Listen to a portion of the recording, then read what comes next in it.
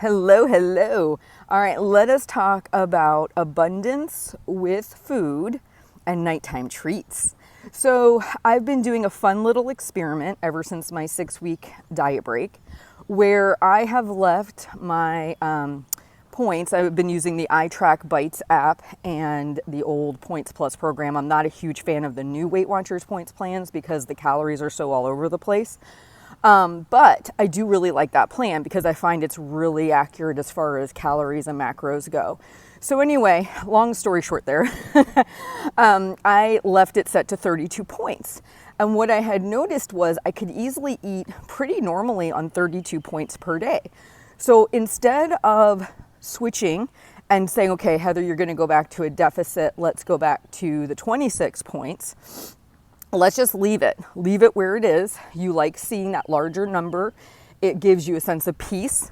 And let's see how you do with coming in at 26 to 32, right? So every day before that, I was actually making sure to hit the 32 and I was using the weekly points. Now I'm actually aiming for 26, but now I've got all this wiggle room because I'm not hitting the 32. Well, I've noticed that it's made this process mentally a lot easier.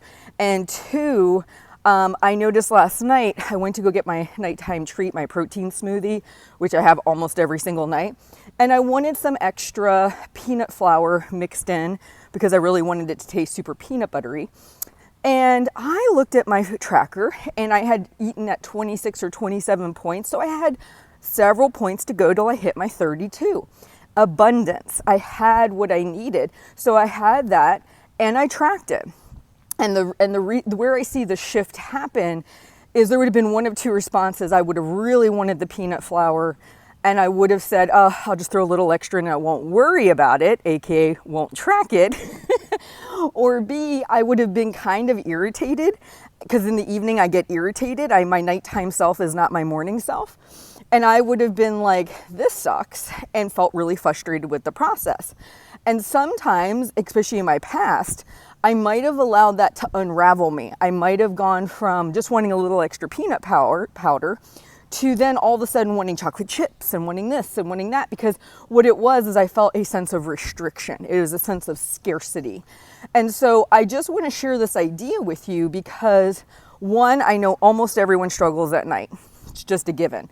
Your morning self and your evening self are not the same people. Number two, the more you feel you have to spend, the less you're going to probably skip over in your food log.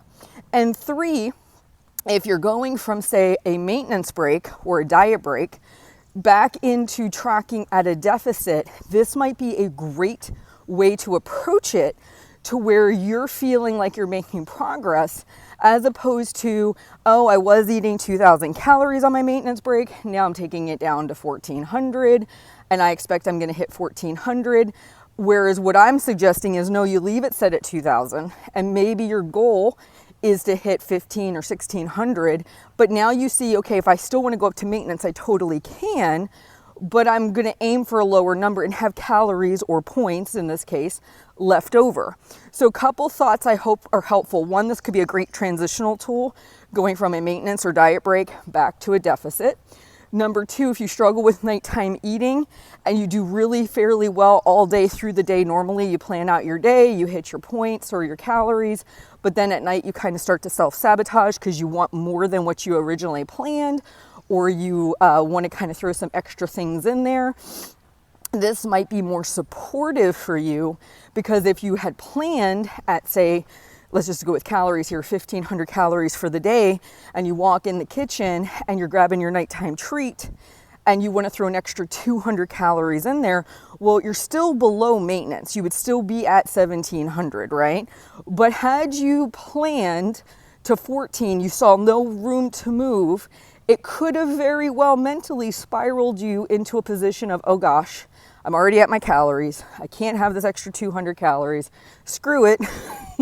I'm going to eat everything and anything I want, and I'm just going to start tracking again tomorrow. I'm just not going to write any of this down, you know? And so just want to encourage you to think about this approach as it may be helpful for you. In the Half Size Me community right now, I'm calling it my abundance project. I'm just kind of tracking the amount of days that I do well with this approach. with sticking in that 26 to 32 point window. And you could do something very similarly. If these videos are helpful for you, please like and subscribe on YouTube. Apparently more people can get this weight loss sanity if you like and subscribe, because it helps to bump it up so people can find it. Thank you guys so much, and I'll talk to you soon.